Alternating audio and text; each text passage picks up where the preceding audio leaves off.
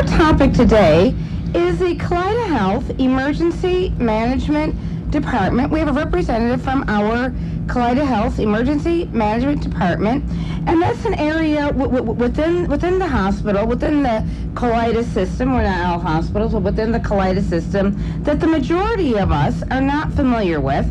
However, following today's conversation with Tim, I'm hoping you'll be very familiar or have an understanding of the importance and the link of the Emergency Management Department to the Kaleida system and to you, the community. Our guest today is Tim Kornack, Timothy Kornack, also known as Tim, and he is the Emergency Management Coordinator. And also, Tim does have a background in nursing, which I just found out, which is very interesting, and it does assist with the work that he does within emergency management. Welcome, Tim. Thank you, Francesca. It's my pleasure to be here. Oh, well, thank you. It's my pleasure. And Tim, could we just start off by, if you could just explain why not only hospitals, but our VNA, and why for a system such as Kaleida, 10,000 person organization with multiple sites, including the VNA, including the schools, why is an emergency management plan required? Like what? Certainly. Yeah, well, if you look at a hospital population, we're different from, say, folks that work in retail, that work in the business sector. In healthcare, we have our clients depend on us. We have folks that are potentially very sick, people that can't walk possibly, people that have severe medical conditions. So when they're with us, they're in some cases completely dependent on us for their care. So we have to be ready for any host of scenarios that could possibly happen. We're mandated by the State Department of Health as well as the federal government to have programs in place that they do check on and they do monitor to make sure that we are up to speed and up to code on any really potential thing that could happen to a hospital. So it's really important that we have all bases covered, and we've looked at any type of scenario that could happen to us. And I know that as employees, one of the things that I really enjoy every year is that we have to take a test, like an online test about, just covering general hospital safety. Is that all part of your department to make sure that as employees we're knowledgeable? Yeah. We do have a part in the test that every Kaleida employee takes annually. We have Emergency Management Department has input on some of the questions that are on those tests, and we will change them and revise them as time goes on, and the times change so they meet the criteria of what we need. But we have a part in that, and we think it's important that every one of our employees are as competent as they can be to deal with any type of possible emergency. Oh, okay. Well, I was just wondering about that. And does your department work closely with a hospital quality committee that works with patient quality and hospital quality? Is that part of your role? It certainly is. The Emergency Management Department of Kaleida is part of the greater risk management program in Kaleida. So we do work at minimizing risk. We work with our quality improvement department. We work with infection control. So for example, there's been times where we've seen a rise in certain infections throughout parts of the hospital. We'll put our heads together and we'll try to find out what we can do to prevent that from happening again. Quality, for example, may look at patients that have maybe have the potential of wandering off or getting lost somewhere in the facility if they're confused. Sometimes we'll be called upon to come in and look at the exits, look at potential dangers in the hallways for a population that might be confused, maybe in our nursing homes. At High Point? In High Point, for example. Or DeGraff. Yeah, absolutely. And try to find a way to make the building safer for them, to prevent falls, to prevent anybody from getting lost. So we do work with quality quite a bit, and their infection control are two departments in Kaleida that we do work with quite a bit. Now, another question is, we just talked about, several of the Kaleida sites are located in the heart of different communities, be it Women and Children's or High Point or DeGraff. Many of them are. And my question is, how does the work of your department impact the surrounding communities? Like, is there some kind of a, is it just a hospital or the long-term care you look at for, or is it that surrounding community? It is. The Emergency Management Department in Kaleida, we really have a wide umbrella. Not only do we care for the preparedness of all 4 hospital sites, we look at our 2 nursing homes, DeGraff and High Point. We look at all of our clinics, and what a lot of folks don't know, and I actually didn't know until I got on board, was that we have many holdings throughout the community. We have the clinic on Hurdle, we have the clinic, we have Flint Road and VNA. We have William, and we have the pediatric clinic at William and Jefferson, to name a few. Yeah, a few of the many. Right. We work, for example, visiting nurses, which is part of Greater Kaleida. They're very involved in the community. I mean, these people are going out to people's homes, providing care, keeping people out of the hospital, which ultimately we want to do, keep them in their home, comfortable. Visiting nurses can come across any host of things when they're out, from inclement weather, unfortunately, sometimes to folks that may be hostile in the house, and sometimes emergency management will work on them with training as far as how to deal with folks who may not be agreeable to care. We provide different equipment as far as two-way radios if they should lose their telephone service. Well, for the visiting nurses. For visiting nurses, so they can actually communicate with each other in a disaster where we would lose landlines or even worse yet, cell phones. Sometimes we'll do fairs throughout the community. I've done health fairs where I'll put up an emergency management booth, and I'll have personal readiness information.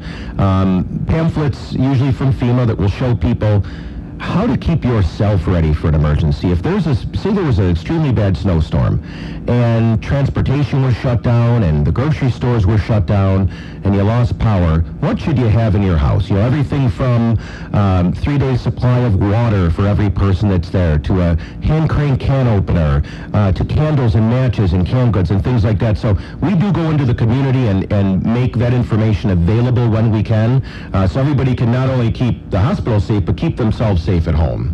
Oh, thank you. I didn't realize that, but that's a great point. Well, another question. And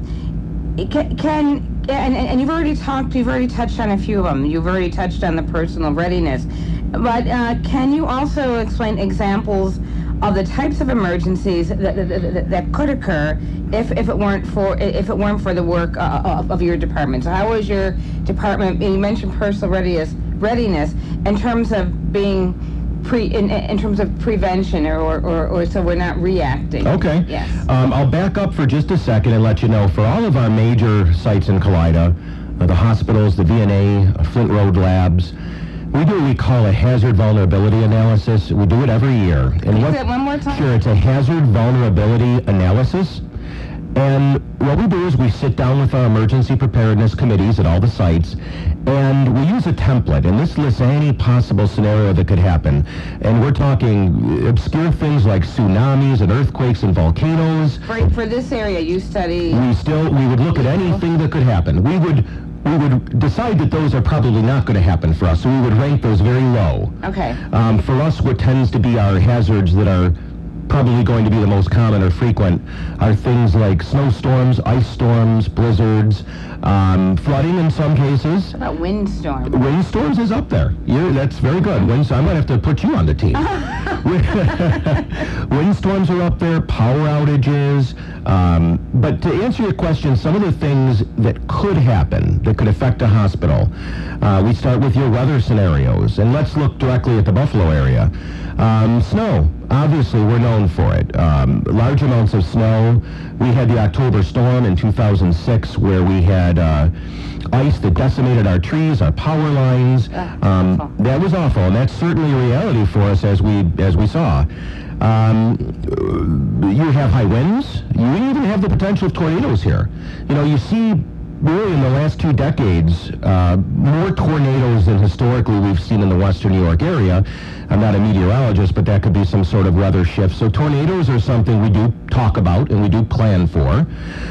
So you have your weather scenarios. Then we can move into the utility outages. And what a lot of folks don't realize, if a hospital loses power or a hospital loses water, that's about as crucial as you can get in healthcare.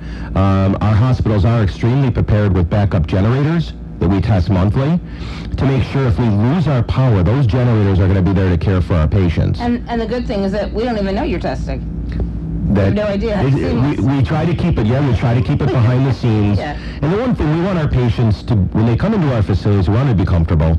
We want, it's hard enough to be sick, but we don't want them to have the added stress to worry about their safety when they're there. So we try to... And we want the loved ones also to be Yes. as comfortable as possible. Yeah. Absolutely. So we do have plans in place with our backup generators. Loss of water is a really big concern in healthcare. When you think about patients being able to shower, patients being able to take a bath, dialysis, any type of surgical procedure that would involve water, if we lose water, that's a real nightmare for us. So we've have memorandums of understanding with different vendors in the community where they would come in with tanker trucks, they would hook up to our water source, and they would provide us water in an emergency. So that's kind of a second criteria, our utility outages. So unlike, I just want to make sure that Please. you understand, like, so not like in television, if you're watching one of these television shows, everything just stops. Things are in place. So that's make-believe, the world of television versus a world, and normally in the world of reality, these things are being checked, so those things that happen on the Yes, ma'am. television programs. Yeah, we strive really hard to have backup scenarios. When you look at Sandy that just came through the East Coast area and specifically New York, Long Island, New Jersey, I think it's common knowledge they had some large hospitals that their backup generators failed. Right. And we try very hard to make sure that's not going to happen. Now, they're machines, and you can never be 100% sure, but we make absolutely every effort. So yeah, television likes to sensationalize a little bit. You're absolutely right. And speaking of Sandy here, I know that there was the incident, and it sounds like maybe that nurse had received emergency management training because she saved the baby, so she knew what to do. So it sounds like I say, I know that you work with staff in terms of ongoing training, so maybe she had that kind of training to know. Well, and everyone in that hospital had to have training to understand what they had to do. It sounds like they were well trained. In the event that your elevators are out and you have to move patients out of the hospital and you have to negotiate stairs, you certainly need to know how to do it. You need to know how to get the equipment, how to use the equipment, and that's something that Kaleida strives at, to keep the staff trained and familiar with that. Going back to the disasters that could happen, if I have time, I know. Well, you know what? I think it might tie into my next question, and ties into that. And you touched on it a little bit when you talked about the water. And does your department collaborate with other health organizations? Does it collaborate with other the law enforcement, FBI, in case of a disaster, like your collaborative partners? We sure do, and we do it a couple of ways. First, we generally, once a year, we'll do a large regional drill or exercise. What does that mean, a regional drill? A regional drill, that would be usually the 7 counties of Western New York. Okay. All of their hospitals in that region, I believe there's maybe 40 or 42 of them, will get together and we'll plan an exercise. So on the same day, all of us will notionalize that we have to evacuate our hospitals, for example, all on the same day. And we'll work together as far as placing people in beds. We'll work with the County Emergency Operations Center for resources. Okay. We do meet with the hospitals in the area that are non-Kaleida. We meet with them quite a bit. We're on local emergency planning committees with them. Our emergency management folks get along very well with their emergency management folks. It's very focused. It is. We're like a family. Whether or not they're affiliated with us, we work well together. We depend on each other. So the other hospitals, I'm fortunate because any one of them you could name in the area, I could tell you who's the equal of me. Who do I call if I had an issue? Who do I call to bounce something off of? We do work with police and fire. Fire has come into our facilities and helped us with evacuation drills. Local law enforcement has helped us with bomb threat drills. They've gone as far as to provide us with of course, a non-functioning, but a real incendiary device that looks like a bomb that we can plant in our facility and test our staff's ability to recognize it, test our staff's ability to know what to do with that. We've done some real interesting collaboration with the Niagara Falls Air Base, specifically with DeGraff Hospital. Their air show every year, they've decided to play out that a C-130 crashes, and the folks are... C-130 is... That's a large cargo plane. Okay. Yep, I'm sorry. You know, these abbreviations, we get used to them. But it crashes, and a lot of people get hurt, and they get jet fuel spilled on them, and they need to be decontaminated. Well, DeGraff played with them 2 years in a row in that exercise, and we had ambulances that gave up their time to transport people that were made up in makeup with blood and things like that. And we did it on a Saturday, and our Kaleida folks, volunteered their time to come out and practice their skills. So it volunteered the time. That's great. It really is. They're a passionate group. Okay, so then we talked a little bit about it in terms of training of the staff. Is it a one time in your career, or is it ongoing? That's a great question, Francesca. That's a good question.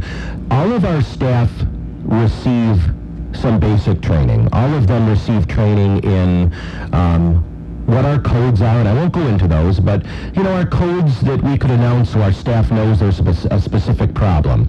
They'll be trained in that. They'll be trained in your basic equipment that could be used to move somebody downstairs, what to do in a fire, basic things like that. But then we take it a step further, and we have specialized teams throughout Kaleida. I'll talk on two of them briefly. We have the the Kaleida decontamination team. And these folks go through a full 2-day course, and what they learn in this is, if patients were to present to the hospital and say there had been... it says patients were to present. If patients were to come to the hospital for care, and they were covered in, say, a chemical, or from working in working in the factory, or worse yet, say there was a terrorist event and they had been exposed to some type of agent that needed to be removed. Before we can see them in our emergency rooms, we have to get that off of them, not only for their safety but for the staff safety. So this team is trained on how to get to the hospital quickly, if they're not already there, how to get their full equipment on. It's called Level C gear. It's like the moon suits when the guys went to the moon. They're covered from head to toe, a full respirator so they can breathe.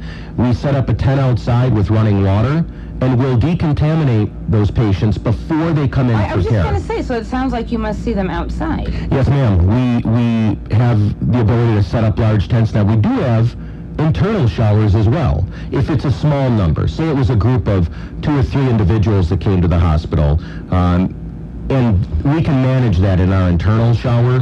But if it was a large, what we call, and I'll just tell you this for the fun of it, if we had an MCI, which is a multiple casualty incident, many people that were either in a car accident or something like that, we would need to set up our outside shower so we'd be capable of handling such a large group. So that's one team we have. That's the decon team. The second one is the disaster mental health team. And these individuals are also volunteer. They're generally made up of social workers, mental health professionals, pastoral care throughout Kaleida, and they learn techniques on doing crisis counseling. So if we were to have something in our area that was large and it was a type of disaster, the folks that are affected are going to need someone to talk to. They're going to need a shoulder to lean on. And we would set up a family assistance center where people could come and they could get, that kind of information that they need. As I said, maybe a cup of coffee, a shoulder to lean on. So the folks that are on this team, this is a 2-day training as well, they're skilled in how to deal with people that are reacting to a disaster. And this is at the hospitals only where you have that? Generally, yes. We have teams for all 4 of the hospitals. We haven't grown to the point yet. The program is about 2 or 3 years strong in Kaleida, and we haven't grown to the point yet where we're able to take that out into the community, but right now it's an internal resource for Kaleida. All right, thank you. Okay, so that sounds very. I'm just amazed with learning everything about that happens around us. Within all the sites, and it's all from your department because no one would ever know. Yeah, and we want, Kaleida's a big organization, roughly 10,000 people. We want them to know too, that because they're our customers too. Yes. We love our community, we love our patients, but the staff we also care for. They're our customers. And we want them to know that these teams are available, that you have these resources to call. If you had them, and these are resources, Francesca, it's funny, we hope we never use them. Right. These are the resources you want to sit on a shelf and never be used.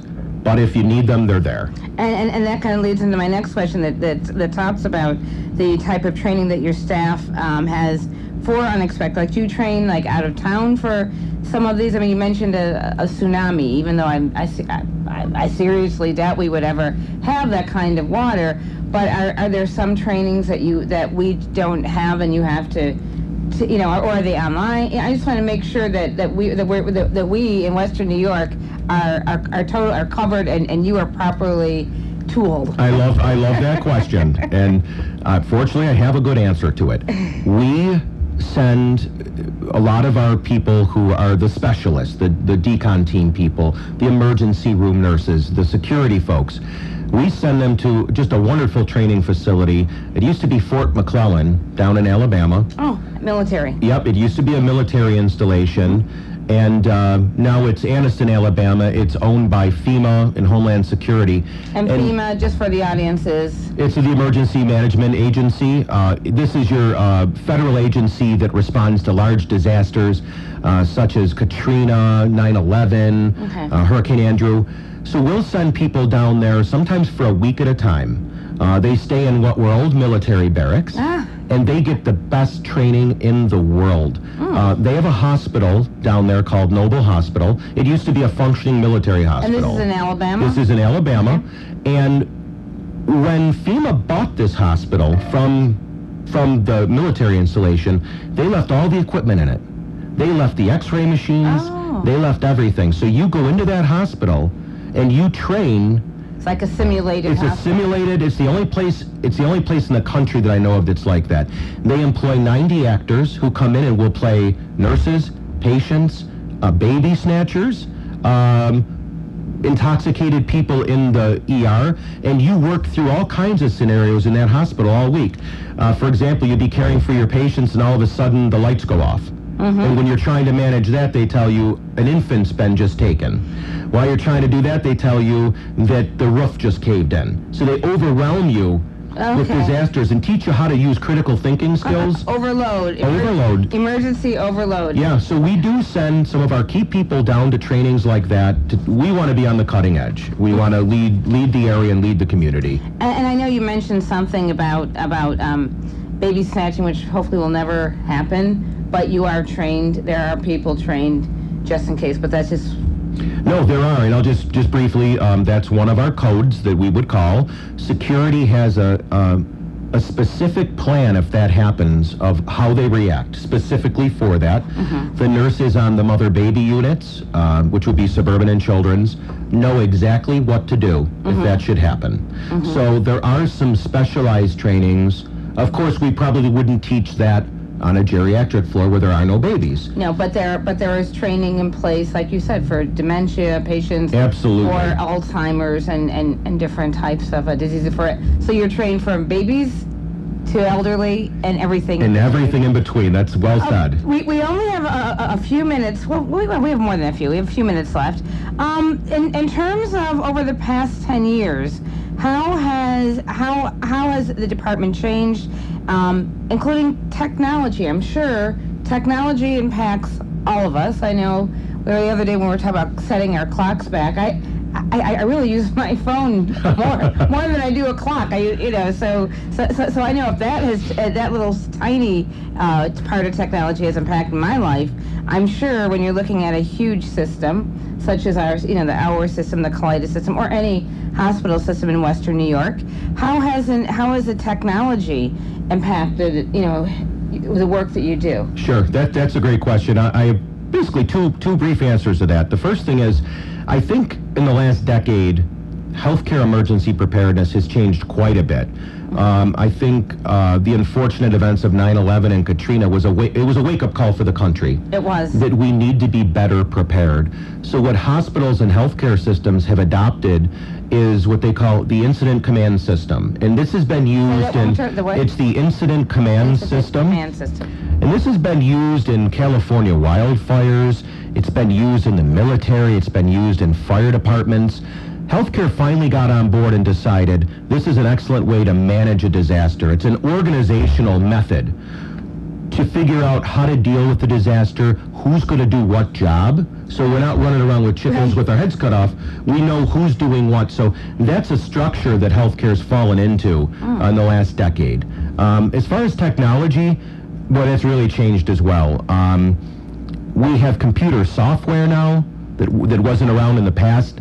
Specifically, Kaleida uses something called Disasterland, and that's a software component that allows us to put requests out. If there was a big disaster like an October storm, our different Kaleida hospitals can talk to each other by computer. We can make requests. Gee, we need 2 backup generators. We need a 4-wheel drive vehicle. We need 6 nurses. And we can manage and catalog all those tickets. So I'd say computer software is a big one. Another one is camera coverage. Yes. We have a lot of surveillance in our hospitals, and that's to keep our patients and clients safe. The quality of these cameras has improved drastically. What we can see now, we can zoom in on a penny on the ground now, where if you look at some of the old surveillance video... Kind of like casino technology. Exactly, yeah, the eye in the sky. Not many of our audience members go to casino, but casino technology. Yeah, so that's something that's really changed for the positive, and kind of more obscure things you wouldn't think of. We can now send data and information through ham radio, which is amateur radio. That's like what the truckers use? Yes, yeah, Okay. very similar. And we have some CB, people... was it CB? CB. CB. Yeah, we have to get you a call name for A call name? Yeah. But, yeah, we do have people in Kaleida that are trained and they're licensed. You have to have a license as an amateur radio operator. So if we lose all other communication, if our phones go, our cell phones go, our radios go, we can still communicate with each other. Oh, okay. Yeah. Well, that's wonderful. Well, Tim, I want to thank you. Any last points that you may have thought of through our conversation that you want to mention? A couple of minutes? Not really. I just want to thank everybody for giving me the opportunity to talk about the Kaleida Emergency Management Program, and we're here for you, and if anybody has any specific questions, I imagine they can contact the station and get a hold of us. So thanks for listening. Yeah, thank you so much. And I just want to mention, thank you so much, Tim. And Kaleida in the community, Kaleida will be in the community this coming Saturday at True Bethel Baptist Church on East Utica. We will have someone there to take your blood pressure and answer questions about asthma. Next week, I just want to say that next week, please listen in, for our host is Rita Hubbard Robinson from ECMC, and I know she'll have a very exciting topic. Again, I'm Francesca Messiah. Have a wonderful, wonderful, blessed day, and God be willing, please tune in to us next week. Bye-bye. You've been listening to the Great Lakes Health Radio Show. I'm your host, Rita Hubbard Robinson. Join us next week for another conversation about your health.